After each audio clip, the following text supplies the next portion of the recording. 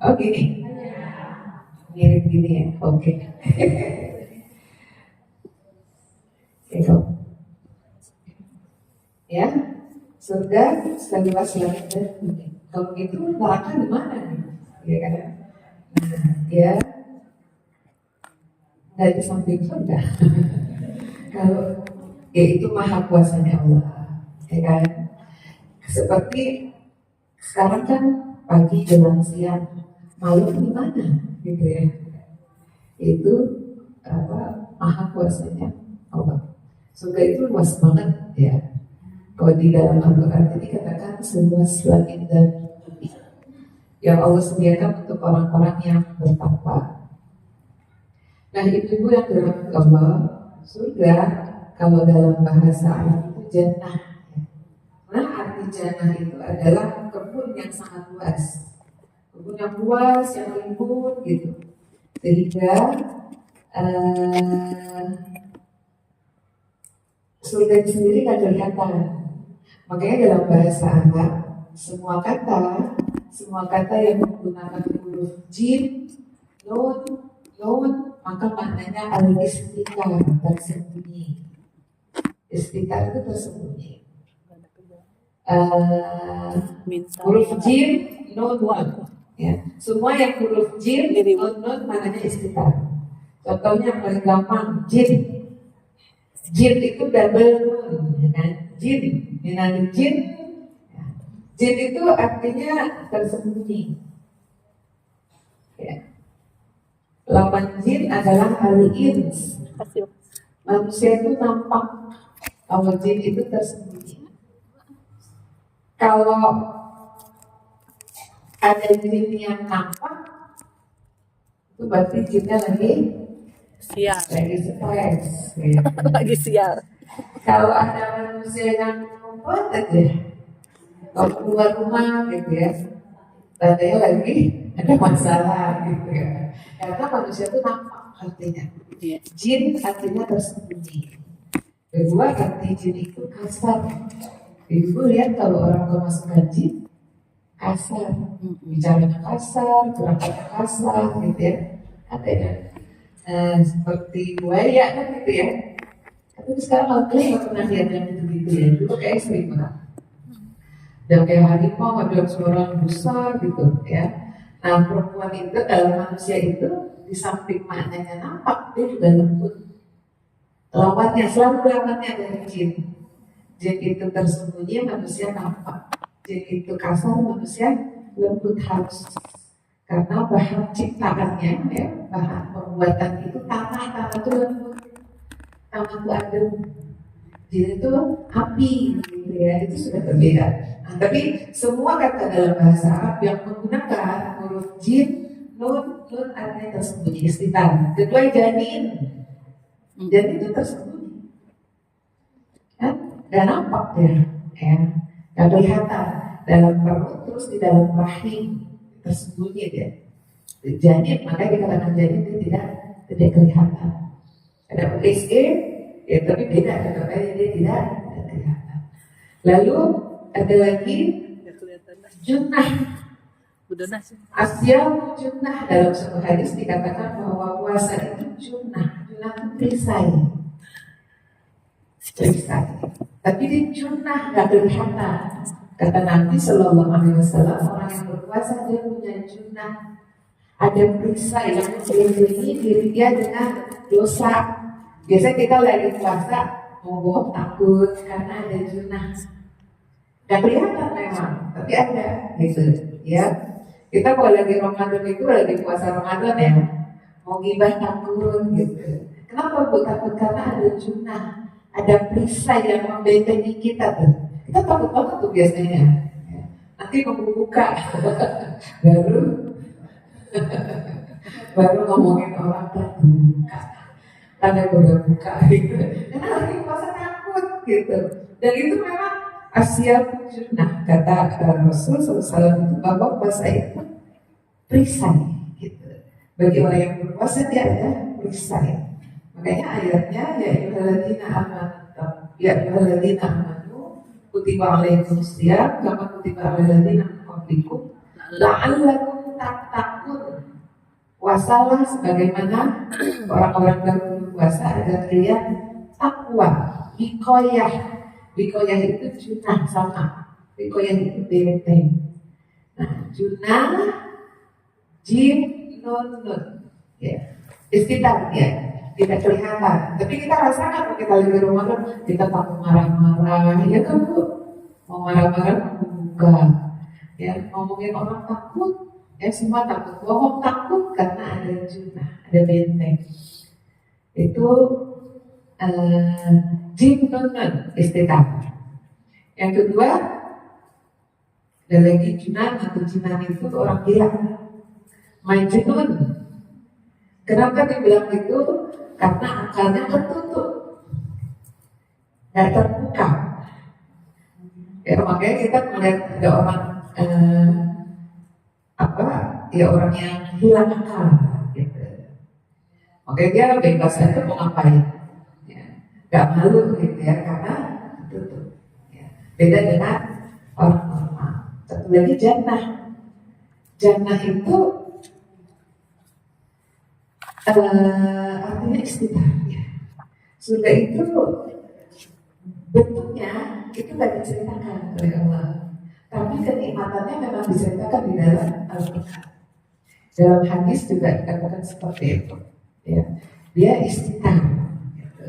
Kenapa kenikmatannya disampaikan? Supaya kita termotivasi, semangat gitu, ya, untuk masuk ke dalamnya. Makanya dalam satu hadis qudsi Allah berfirman, "Ya'badu li'ibadi as-solihin," kata Allah, "Aku siapkan untuk hamba-hambaku yang soleh, yang solehan, mala ainun ra'at wala udhunun sami'at wala khatira ala qalbi bashar." Sesuatu yang gak pernah dilihat mata, gak pernah didengar telinga, dan tidak pernah bisa dibayangkan dalam hati dan pikiran manusia. Itu surga. Gak pernah dilihat mata, gak pernah didengar telinga, dan gak pernah bisa dibayangkan oleh hati kita, pikiran kita gak bisa membayangkan. Kenapa? Kalau bisa dibayangkan memang gak istimewa. Ya, dia kan gaib gitu.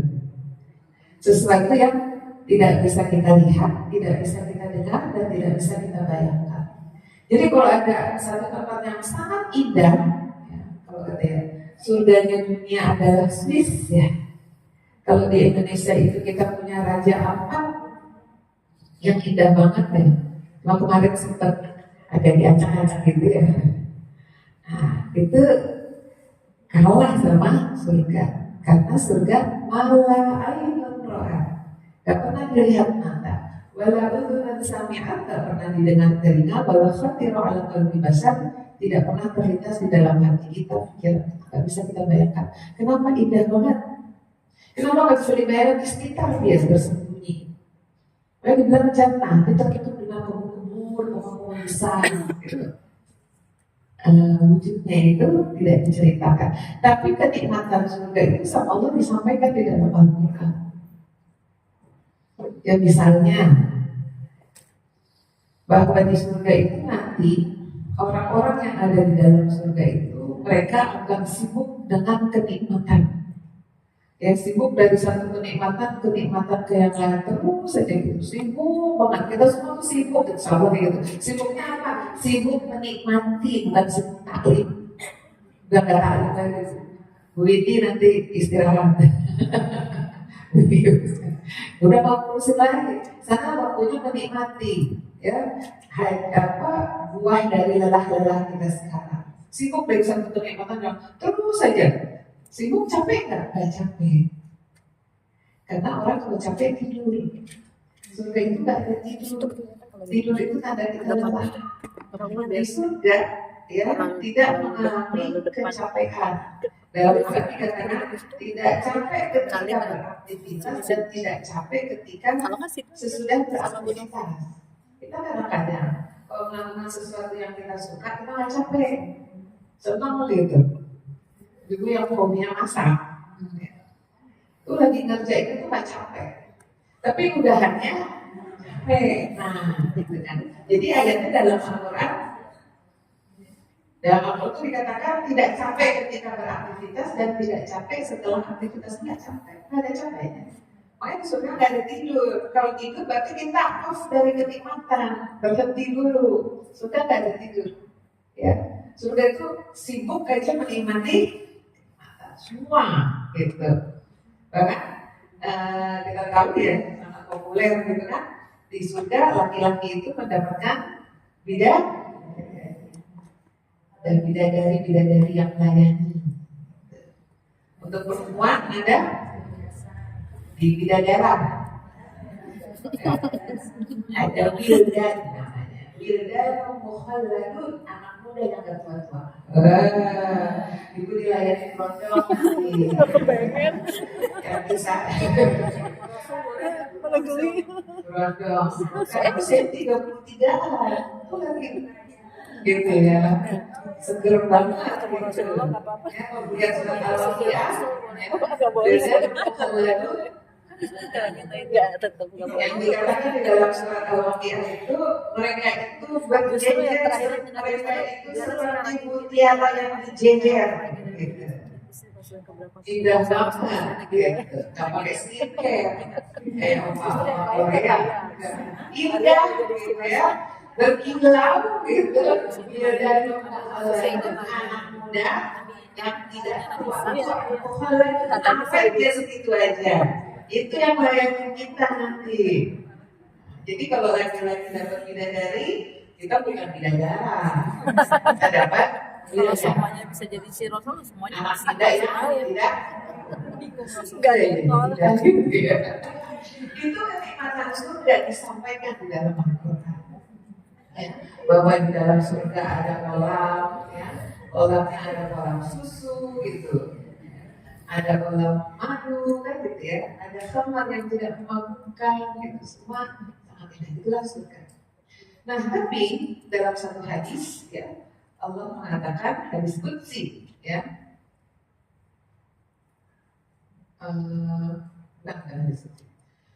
hadis mengatakan hujibatul jannah bil makarih wa hujibatun nar bis syahwat, bahwa surga diliputi hijab, hujibat dihijab gitu, atau kufat, bahasa ada dua redaksi hadisnya, satu riwayat Imam Muslim, satu riwayat Imam Bukhari, maknanya sama. Kufatul jannah, ditutupi surga bil makari, dengan hal-hal yang jiwa kita gak suka. Wa kufatul nar, dan ditutup neraka bisyahawat, dihijab neraka itu dengan syahwat. Yang syahwat ya syahwat, kecenderungan gitu. Apa maksudnya surga diliputi dengan hal-hal yang kita gak suka gitu. Untuk masuk ke surga paling tidak dengan kita harus berlelah-lelah, jiwa kita pada dasarnya senangnya santai gitu ya. Untuk sampai ke surga harus ada upaya, harus ada capek-capeknya, minimal Bu, minimal sampai ke surga itu keringetan. Masa tak mau ngapain enak-enakan masuk surga gitu ya. Makanya hufatul jannah bil makan, diliputi surga dengan hal-hal yang jiwa kita gak suka. Puasa enak gak Bu? Gak enak sebenarnya.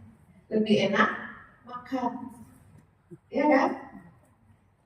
Bangun malam lebih enak tidur, jiwa kita tuh lebih senang kayak gitu.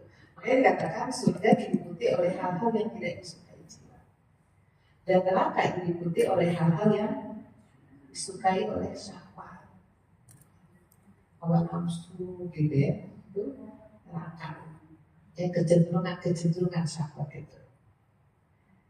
Makanya untuk sampai ke sana itu harus dibuka hijabnya. Maka dalam satu hadis Allah diceritakan ya, dikisahkan itu Allah mengatakan kepada hadis qudsi, Allah mengatakan kepada Jibril, aku telah menciptakan surga, maka lihatlah. Dan ketika Jibril melihat, apa pendapatmu kata Allah? Siapapun yang melihatnya pasti pengen masuk ke dalamnya. Terus kata Allah, aku ciptakan apa yang meliputinya. Lalu apakah yang meliputinya? Jibril melihat malam, sholat, puasa, sedekah, zakat, gitu ya. Itu yang meliputinya. Jihad, ya. subuh-subuh cari ilmu gitu mengikuti. Kata Allah, bagaimana pendapatmu tentang hal yang meliputi surga? Aku ragu sedikit yang bisa memasukinya karena berat gitu. Ya. Lalu kata Allah, apa ciptakan neraka maka lihatlah, Jibril nggak lihat. Terus kata Allah, apa pendapatmu? Siapapun yang melihatnya pasti ingin menjauh darinya. Lalu kata Allah, aku ciptakan hal-hal yang mengikutinya. Coba kau lihat. Apa pendapatmu? Aku ragu hanya sedikit orang yang bisa selamat darinya. Itu hal yang mengikuti. Dalam Al-Quran dikatakan zuyina linnasi hubus syahwati minan nisa, dijadikan indah dalam syahwat manusia, pandangan manusia itu perempuan, ya, anak-anak, harta, gitu. Nah itu terkadang kita tergelincir di situ urusan-urusannya. Nah ibu-ibu, tema kita pribadi yang dirindukan oleh surga. Yang tadi kita sudah tahu surga itu sesuatu yang sangat indah, yang di dalamnya penuh dengan kenikmatan. Pribadi seperti apa yang dirindukan oleh surga, tentunya kita pengen termasuk salah satu yang ada di dalamnya. Apa dirindukan oleh seseorang, oleh sesuatu itu senang gitu. Dalam satu hadis dikatakan al-jannatu mustaqatu ila arba'atin nafar, bahwa surga dirindukan oleh 4 golongan. Yang pertama, talil Quran.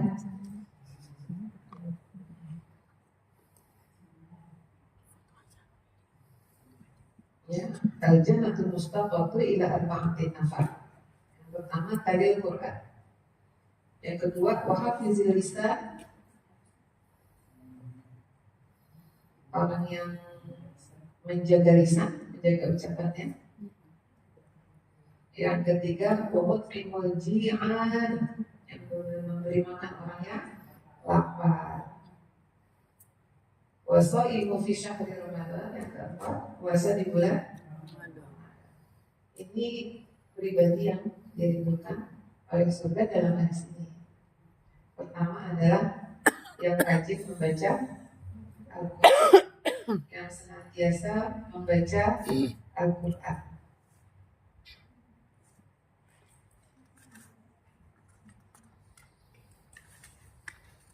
Yang senantiasa membaca Al-Quran.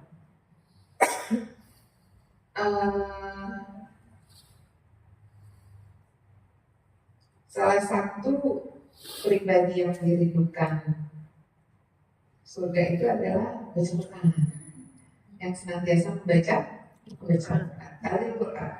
Orang yang senantiasa membaca Al-Quran. Dalam wahyu pertama itu adalah Iqra, membaca. Kalau ini talil Quran, maknanya bukan sekedar baca, dia lebih dari baca. Nah, hak Al-Quran, ada beberapa hak Al-Quran. Yang pertama, hak Al-Quran itu adalah Quran itu punya hak untuk dibaca.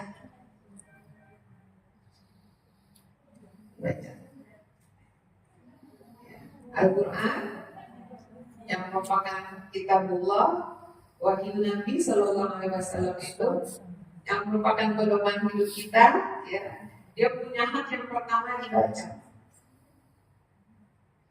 Perintahnya Iqra, baca. Kalau dibaca, maka targetnya apa? Baca aja, baca. Targetnya apa? Hatam. Ibu-ibu udah berapa kali hatam setelah Ramadan?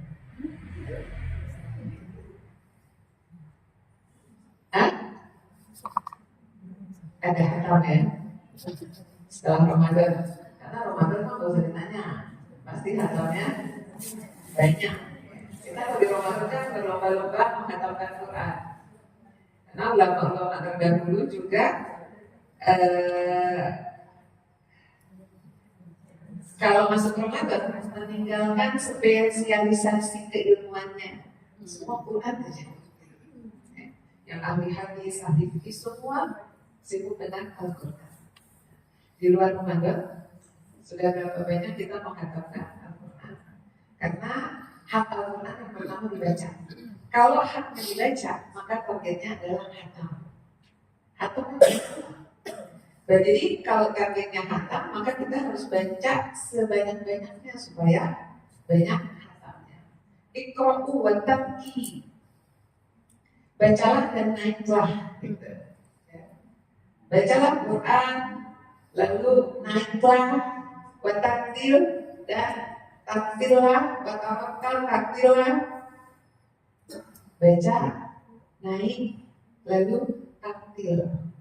Karena bacaan kita menentukan posisi kita di surga.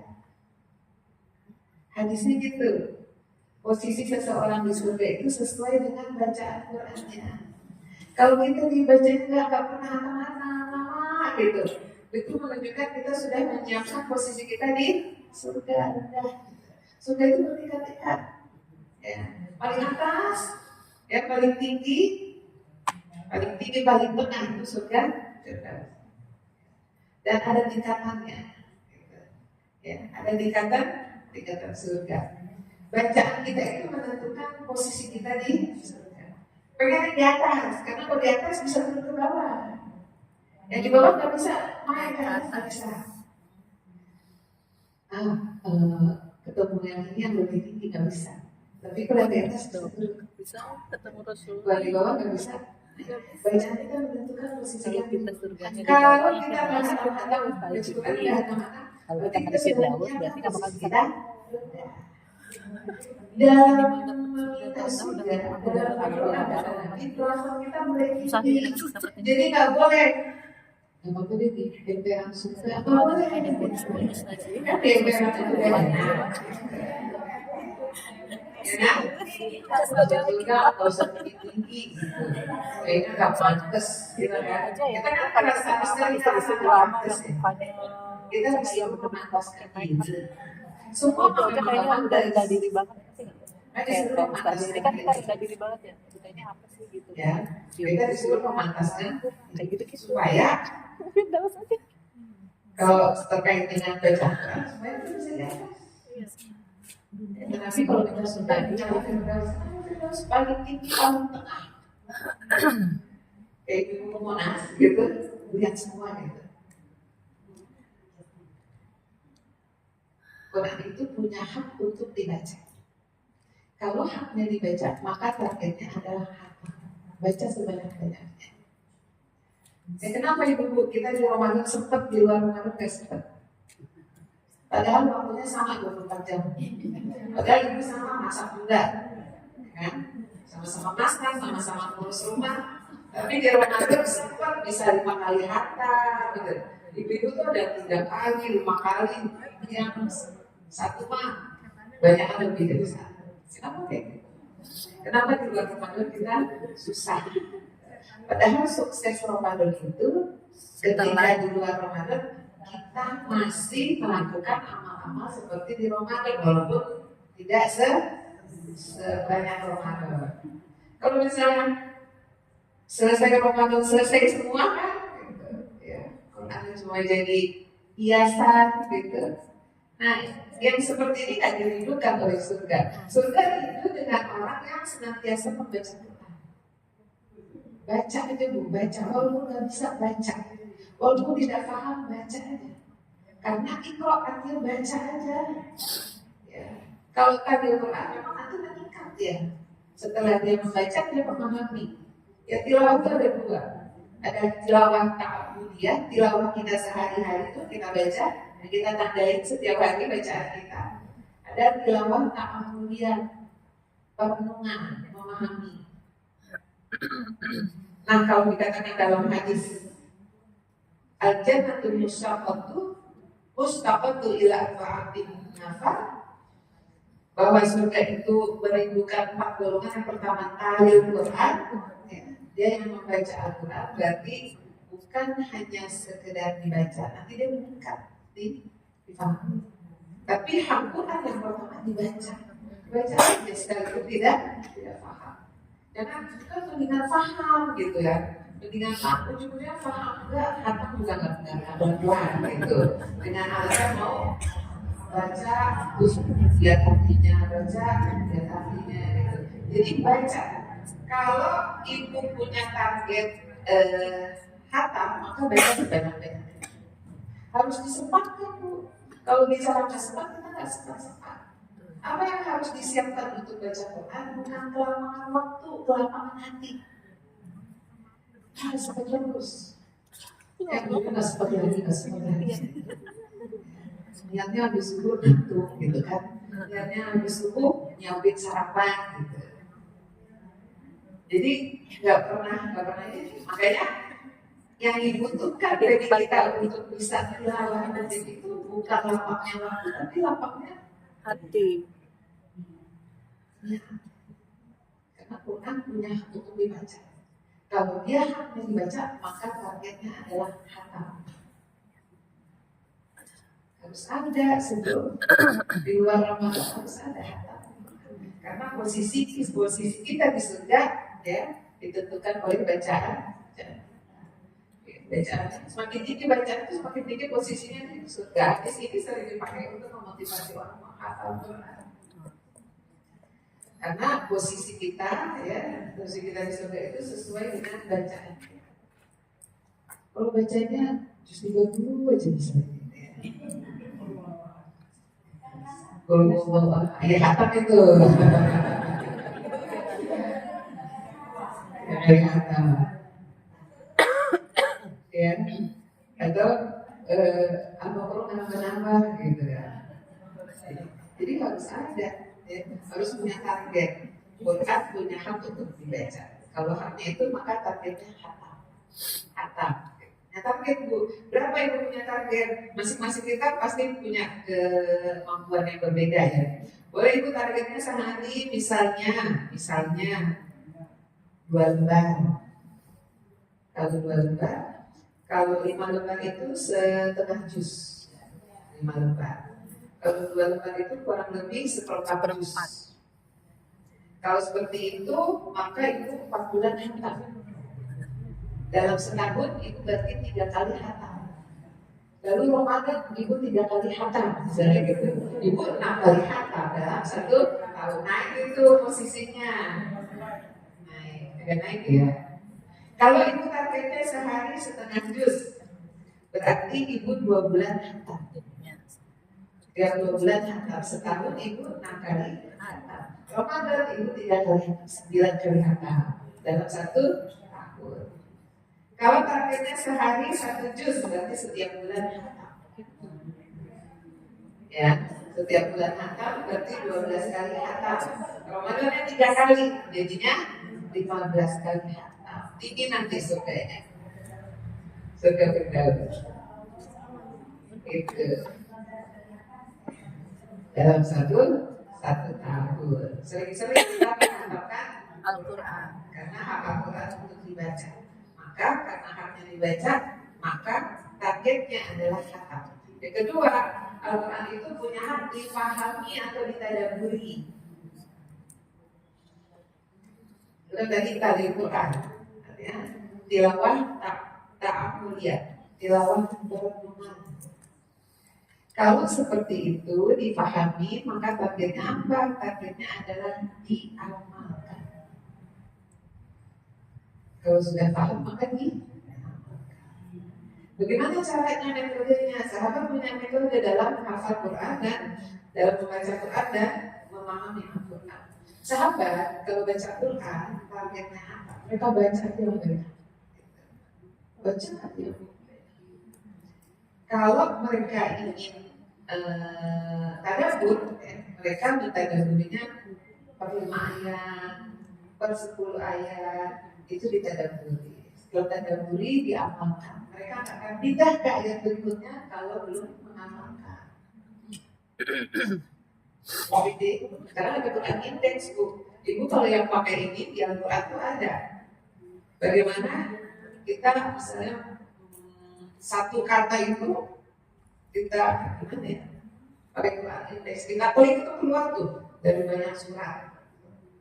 Itu bentuk tadabbur. Tadabbur ya. Difahami. Kan gimana kan kita nggak bisa bahasa Arab. gimana mau tadabbur Quran gitu. Karena untuk itu perlu bahasa Arab. Maka menggunakan Quran Index gitu. Atau sekarang alhamdulillah banyak majelis-majelis itu yang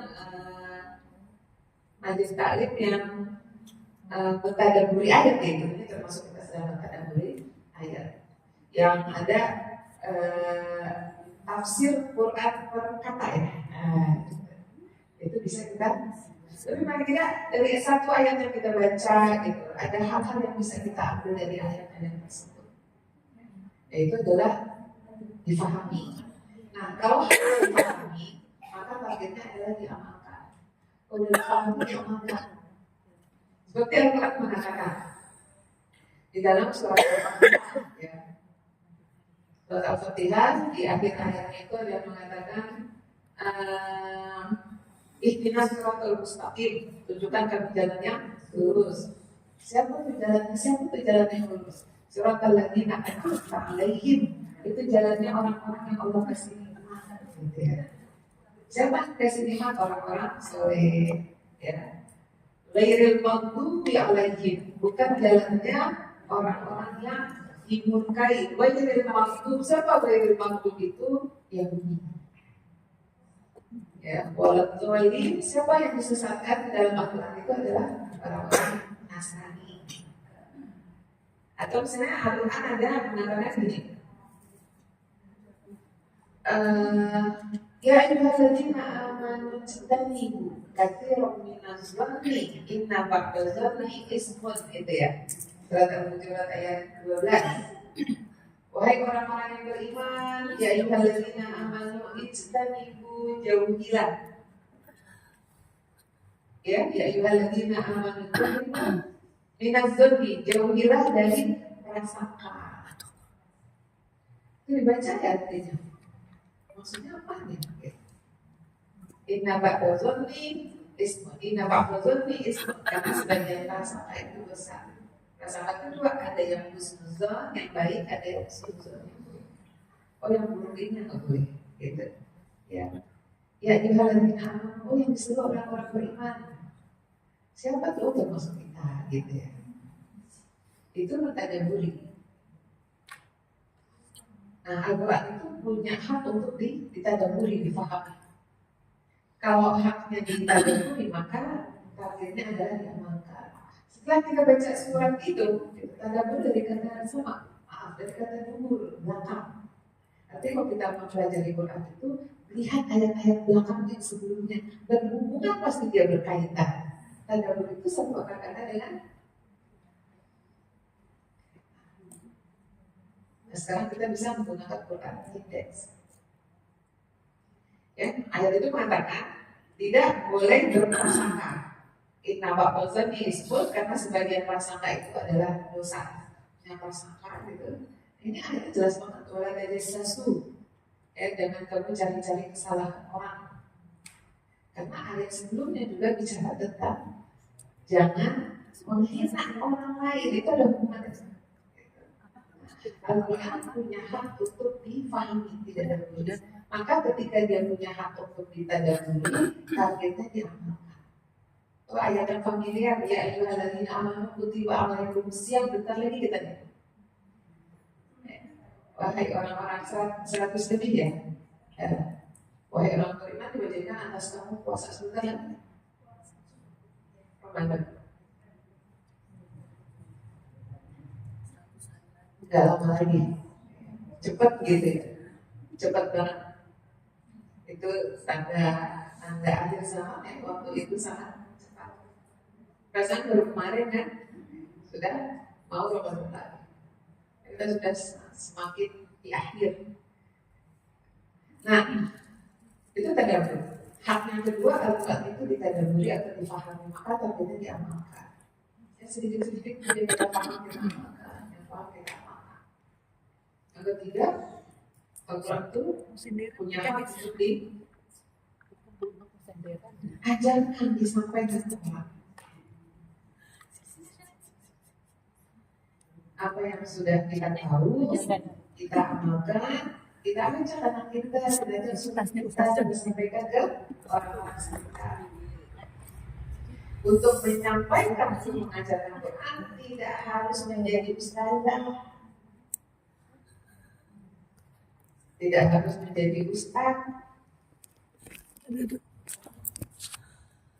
Pelakunya itu disebut sebagai da'iyah. Kita semua akan benar-benar tahu kita ajarkan ke orang, akan benar-benar tahu kita sampaikan ke orang, terutama lingkungan terdekat dulu, keluarga kita.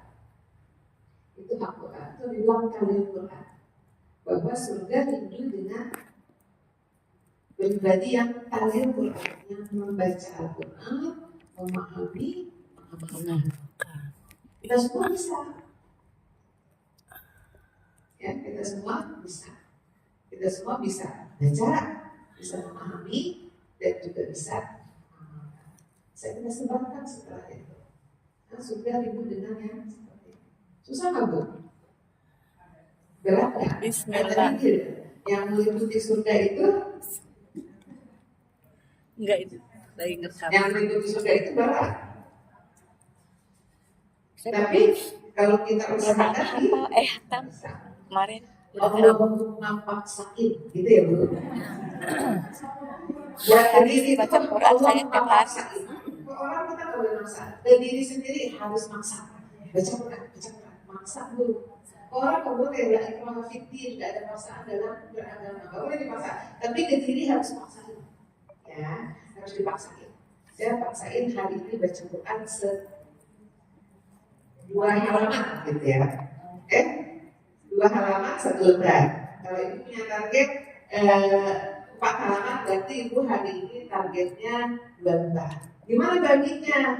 Habis subuh 1 halaman. Itu Allah memaksa ibu. Harus begitu. Kalau aku maksa gitu, harus maksa ke diri sendiri, harus maksa. Kalau orang lain kita nggak boleh maksa. Ke diri sendiri kita harus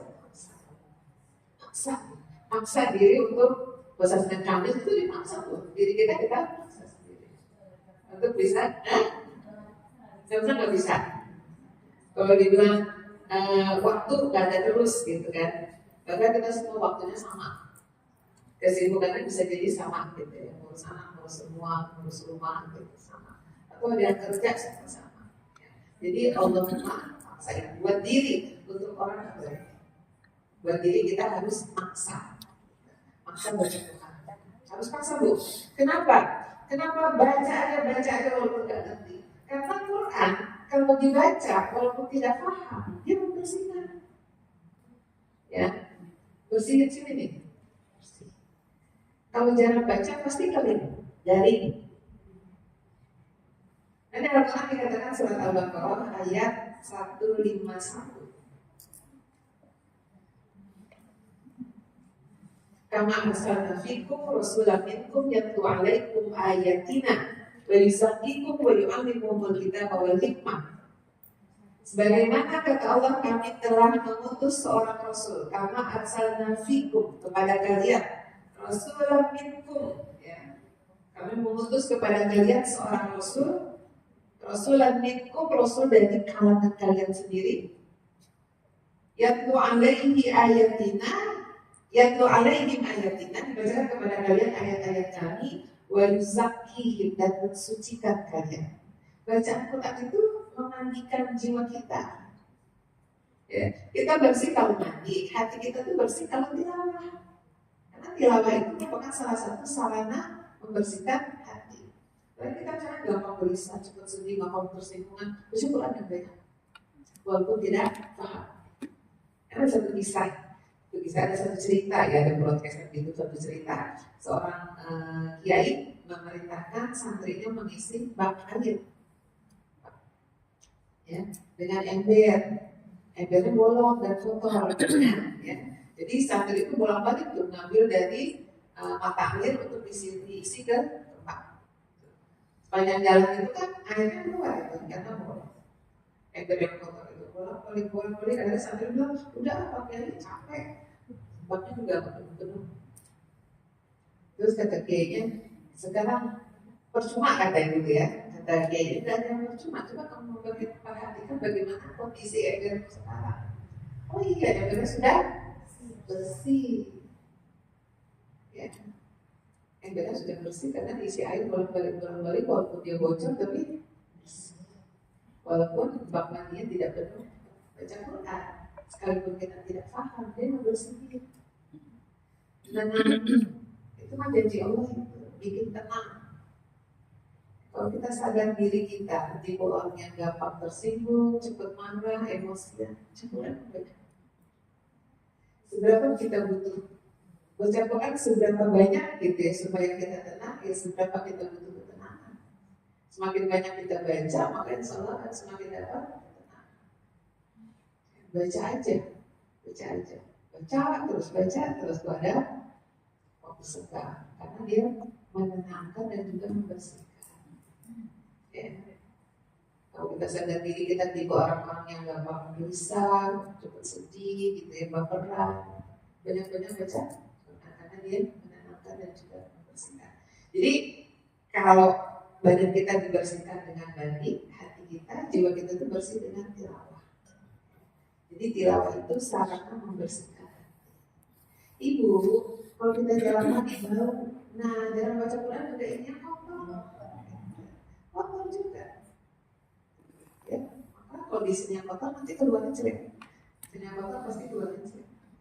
Nah yang kedua, pribadi yang dirindukan Quran itu bahwa visi lisan yang mampu menjaga lisan. Lisannya dijaga. Kalau hatinya bersih, yang keluar dari lisannya pasti bagus. Ya, sering ada yang menggambarkan gitu ya. Ini isinya air putih, kalau dituang air putih. Kalau isinya dimerahin, yang keluar isinya merah.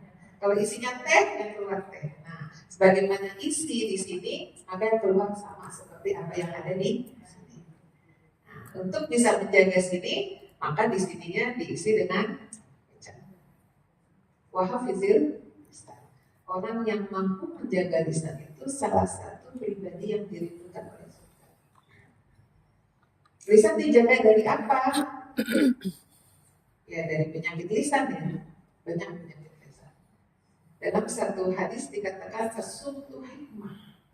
Diam itu adalah hikmah, bagus. Fakoli lama taf'alu, tapi sedikit banget yang mengerjakannya. Orang bisa ngomong. Apalagi kalau sesuatu buat mau cerita. Ya. Salah satu pribadi yang dirindukan Quran itu yang bisa menjaga lisan. Lisannya ada penyakitnya, Bu. Apa penyakit lisan? Kibir, bohong, dusta. Ya.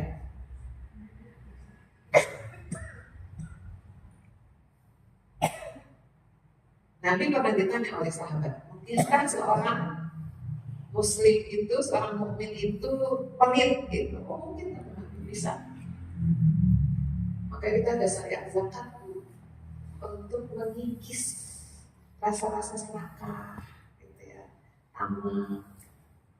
Kita ngerasa harta kita loh, ya. Kita mau keluarin, kayak kasus korun. Korun itu kan ketika mendapatkan banyak harta, dia tidak mengakui itu dari Allah gitu kan. Yang perbendaharaan itu harus diangkut dengan unta yang banyak. Nah akhirnya karena kufur ya, mengingkari pemberian Allah, maka Allah tenggelamkan gitu. Tenggelam itu hartanya, tenggelam semua. Yang kita cari itu harta karun. Itu dari situ tuh harta si korun. Jadi harta karun. Dan tenggelamnya di Mesir dia. Kita cari di Indonesia. Ada terowongan. Harta karun tuh dari situ, harta korun. Gitu. Jadi syariat zakat itu mengikis tubuh tamak, ya, serakah, pelit. Gitu. Dan kita di dalam Al-Quran, di dalam hadis itu dikatakan salah sumumlikat ya, 3 hal yang bisa membinasakan. Salah satunya adalah suhud muta'ud, kikir yang ditaati. Suhud bahasa Arabnya itu ada bakhir, ada suhud. Bakhir itu pelit, gak mau berbagi. Suhud bukan sekedar tidak mau berbagi, untuk sendiri kalau bisa dikasih. Ya, pelit banget. Orang Medan bilang kedekut. Ada tuh kan yang pelit banget gitu kan. Bagi orang yang mau untuk sendiri kalau bisa dibayarin gitu. Nggak mau keluar, nggak mau keluar. Kita disuruh berhitung dari itu. Itu kan ada yang pelit banget gitu. Makanya ada saran-saran itu mungkin itu kita semua. Nabi ditanya mungkin gak sih mobil itu bahkan mungkin. Iya. Di atas bangku ada suh, pelit banget gitu. Ya, alhamdulillah pelit banget ya. Ada orang yang pelit banget. Ya, diobati dengan salah satu cara membersihkan rasa itu dengan sedekah, infak, ya, zakat, ya, zakat dan sedekah. Suruh kita disuruh melatih, mati. Karena mukmin itu mungkin dia bakhil. Sahabat tanya lagi, mungkin nggak mukmin itu penakut? Mungkin gitu. Ada doa yang kita baca, Allahumma inni a'udzubika minal hammi wal hazan wa a'udzubika minal ajzi wal kasal wa a'udzubika minal jubn wa qahrir rijal minal jubni wal bukhal. Takut dan bakhil. Karena mungkin kita, tapi sahabat tanya, mungkin nggak mukmin itu pembohong? Tidak. Iya. Kalau dia bohong, dia menganggap Allah di mana? Ya, kalau dia bohong, dia tidak meyakini ada yang senantiasa melihat dan mencatatnya. Ya kan? Raqib atid. Raqib atid artinya apa, Bu? Bukan kanan kiri. Raqib itu ngawasin orang khobah siapa? Ngawasin. Atid itu mencatat, siap nyatet itu, Bu. Kita bohong ada yang nyatet. Kalau kita nggak berasa itu, mungkin kita gampang bohong. Salah satu penyakit lisan itu bohong. Ya, bohong. Apalagi kalau sudah terbiasa, maka menjadi ringan ya. Nggak serasa lagi itu sesuatu yang dosa. Bohong. Bisa jadi korban paling dekat pasangan. Iya, apa-apa. Kelihatan. Yang kedua, di antara penyakit lisan yang adalah ghibah. Ngomongin orang. Ghibah itu dosa. Ghibah itu berawal dari apa? Dari prasangka. Ya ayyuhalladzina amanu ijtanibu katsiran minadz dzanni inna ba'dadz dzanni ismun. Wahai orang yang beriman, jauhilah dari prasangka, karena sebagian prasangka itu dosa. Kemudian prasangka terus naik ke apa, Bu? Tajasus, cari-cari kesalahan. Kita nyangka seseorang kita cari-cari. Benar nggak sih kita? Sampai mau nanya tetangga segala macam kita. Wala tajassasu wala ya'tab ba'dukum ba'dan. Kemudian tajasus diomongin di belakangnya. Itu ghibah. Ghibah itu dosa. Ghibah itu dikatakan dalam satu ajaran seperti kita memakan daging saudara kita sendiri. Bangkit memakan daging saudara kita sendiri. Nah, orang yang dirindukan surga itu lisannya terjaga dari bohong, dari ghibah. Ya, terjaga lisannya dari sunnah ngomongin orang. Ngomongin orang itu seru kan, Bu? Asik. Iya kan, seru banget. Saya nggak ngomongin dengerin doang, sama. Ibu infotainment kan nggak ikut ini, nggak ikut ngomong, tapi nonton, sama. Iya. Seru kan? Ada gosip, digosok makin sip kan gitu. Seru, makin seru. Selama kita ngegibah, maka pahala puasa kita, pahala tilawah kita, pahala sholat kita, pahala bermajlis kita dipindahin ke orang yang kita gibahin, pindahin rugi. Ya. Kalau udah habis pahala kita, dosa orang yang kita gibahin dipindahin ke kita. Makanya dalam hadis dikatakan, Nabi nanya ke sahabat, tahukah kalian siapa yang disebut dengan muflis, orang yang bangkrut? Kata sahabat, yang perniagaannya gagal, yang bisnisnya merugi, yang jual belinya tidak laku. Itu orang bangkrut. Kata Nabi, orang bangkrut itu adalah orang yang menggibah, ngomongin orang, ngejelekin orang. pahala puasanya pindah ke orang, pahala sholatnya pindah ke orang, pahala tilawahnya pindah ke orang. Kan kita punya pahala nih, kan kita melakukan amal soleh ya. Pindah-pindah, udah habis nih, udah habis. Dosa orangnya itu dipindahin ke kita, bangkrut dia. Gak punya apa-apaan. Menghadap Allah itu bukan cuma di nol tapi minus. Datang bawa dosa, habis. Itu orang yang suka menghibah, ngomongin orang. Berawal dari aku prasangka, ya. Makanya prasangka itu dilarang. Ujung-ujungnya nanti hibah. Rugi banget orang yang suka menghibah. Itu penyakit lisan. Sedangkan di dalam hadis ini dikatakan yang dirindukan surga itu yang lisannya terjaga. Yang ketiga apa dari penyakit lisan? Namimah. Namimah itu ngadu domba, ngomong kesana kemari. Namimah. Mana malam kata Imam Syafi'i, mana malam nama alaih. Barang siapa yang membicarakan orang lain kepadamu, dia akan membicarakan kepada orang lain pasti. Tenang. Ada orang datang ke kita, ngomongin tentang kita. Di tempat lain dia ngomongin kita itu pasti. Mana malam nama alaih. Siapa yang namimah kepadamu, dia akan dengar untukmu di orang lain pasti deh. Senang mari ibu diomongin sama itu, dia diamin aja dulu. Kalau ada datang kayak gitu, ya. Ibu diomongin sama dia, ditanya ini ngomongin gue apa? Nah, nanti kan di tempat lain cerita lagi, kan kita kepancing tuh. Ya Allah dia begitu lah. Nanti dia berita tempat lain, dia cerita ini, ya. Itu namanya mana malah nama alaih. Siapa yang memiliki nama alaih, barang siapa membicarakan orang lain kepadamu, dia akan membicarakan kepada orang lain pasti. Sama kemarin ya. Nah surga rindu dengan orang yang bisa jaga lisan, lisannya terjaga. Gak hobi tuh, gak hobi bohong, gak hobi gibah, gak senang namimah, tidak bicara kasar. Makanya lisan kita ini dijaga banget nih sama Allah supaya kita tidak tergelincir. Di dalam surat Al-Balad, ya, Allah berfirman, walisanan wa syafatain.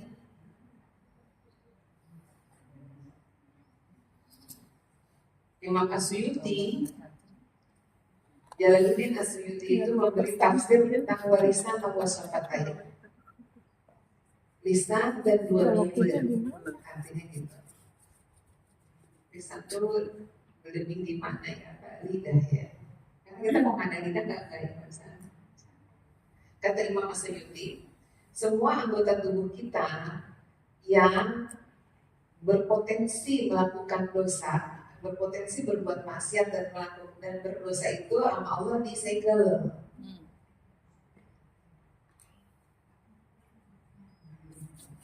Pertama mata, kata Imam Asyuti, mata kita itu sama Allah disegel dengan apa? Sepasang kelopak. Kayak kita kedip gitu ya.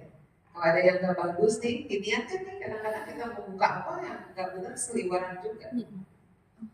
Ya, terus kita merem, nah itu mata kita dijaga oleh sepasang, disegel sama Allah. Ya. Lalu kemaluan, kata Imam Asyuti, itu disegel oleh Allah dengan sepasang rapet. Perzinahan itu beda ya, perzinahan dengan paksaan. Undang-undang di Indonesia itu agak unik. Agak uniknya di Indonesia itu kalau orang melakukan hubungan suami istri bukan pasangannya, kalau tidak terpaksa dia tidak disebut zina. Kalau dipaksa baru disebut zina. Makanya pernah delik suami ketika memaksa istrinya. Ada undang-undang itu kan, ada undang-undang apa ya, singkatannya PKS itu apa? Peraturan kekerasan apa ya? Itu agak unik gitu. Ini kalau dipaksa dilakukan tidak bisa. Kalau suka sama suka, sekalipun itu bukan pasangannya, bukan yang halal, tapi itu nggak bisa berzina. Jadi ketika suami memaksa istri itu kena undang-undang kasar. Ini kata Imam Asyuti, walakin tadi dijaga oleh sepasang kaki. Lalu kata Imam Asyuti, walisan wasafatain, khusus untuk lisan kita, kata Imam Asyuti, Allah mensegel ganda. Ini tadi segelnya nggak sampai ganda, mata ini nggak sampai ganda, tapi untuk lisan kita itu segelnya ganda. Apa? 2 deret gigi dan sepasang bibir. 2 deret gigi ini kalau kita katupin aja, kita rapetin, kita udah nggak bisa ngomong. Lalu sepasang bibir kalau kita tutup, kita nggak bisa ngomong. Itu segel ganda. Kenapa khusus untuk lisan sampai di segel ganda? Karena dari sinilah ya dalam hadis dikatakan yang paling potensial menyuburkan seseorang ke dalam neraka itu lisan. Ada sahabat cerita kepada Nabi SAW, ya Rasulullah ada seorang perempuan, dia ahli ibadah, ya. Sholatnya luar biasa, sedekahnya banyak, puasanya rajin, tapi tetangganya tidak merasa aman dari lisannya. Maka kata Nabi, la khairu fiha, tidak ada kebaikan pada dirinya, hiya min ahlina, yaitu ahli neraka. Di sana kasar. Kalau bilang ngomong nyelekit, kalau ngomong nyakitin, nyindir gitu ya. Pertama tuh nyindir, senang ngegosip gitu. Nah, itu tempatnya di neraka. Sekalipun dia ahli ibadah, sekalipun dia sholatnya rajin, puasanya rajin, ya sedekahnya juga besar gitu. Tapi lisannya tidak membuat orang merasa aman, maka tempat dia adalah di neraka. Lalu sahabat cerita lagi, ada seorang wanita, ya, sholatnya biasa-biasa aja, ya, yang maktubah, yang wajib-wajib aja. Puasanya juga, ya. Kalau sedekah juga tidak banyak. Tapi tetangganya merasa aman dengan dirinya karena lisannya baik. Maka Nabi tempat dia adalah di surga, karena bisa menjaga lisan. Nah sekarang gimana Bu? Di era medsos, ya, medsos itu kan sangat luar biasa. Gimana supaya kita tidak tergelincir, bukan diam di rumah? Karena diam di rumah kalau jempolnya rajin, makanya dalam Al-Quran itu kenapa ada surat Al-Qalam, ya, qalam itu menjadi sesuatu, Allah bersumpah dengan qalam, ya. Nah, ahadul lisanain, kata ulama, salah satu dari 2 lisan itu adalah tulisan, ya. Kalau lisan disuruh jaga, tulisan juga disuruh jaga. Kalau lisan ada pertanggungjawabannya, tulisan juga ada pertanggungjawabannya. Nah keluar ngomongin orang tapi aktif banget, ya. Bikin status, terus pas segala macam. Atau lihat status orang gitu ya, terus nyinyir gitu ya. Atau bikin status nyindir kan ada kan gitu. Atau nyerang pokoknya dengan tulisan, itu sama dosanya ya. Ahadul lisanain, salah satu dari 2 lisan itu adalah tulisan. Jadi itu ketika kita tidak bisa menjaganya, dosa sama. Makanya disuruh jaga dan ada pertanggungjawaban. Bahkan bukan, kalau misalnya itu ada undang-undang ITE kan, itu di dunia, di akhirat nanti ada pertanggungjawaban atas tulisan kita. Makanya ibu-ibu kita nggak boleh itu kalau kita nggak paham share aja gitu. Ya, ada aman, ada kalimat aman, udah ada tulisannya gede-gede gitu, Bu, semua pakai huruf gede, itu biasanya berita yang nggak benar. Sebarkan gitu. Itu ada pertanggungjawaban. Kemarin ke 5 kelompok mau sebarin. Karena senang itu beritain gitu. Ada bahwa di samping ini maka tulisan kita juga diminta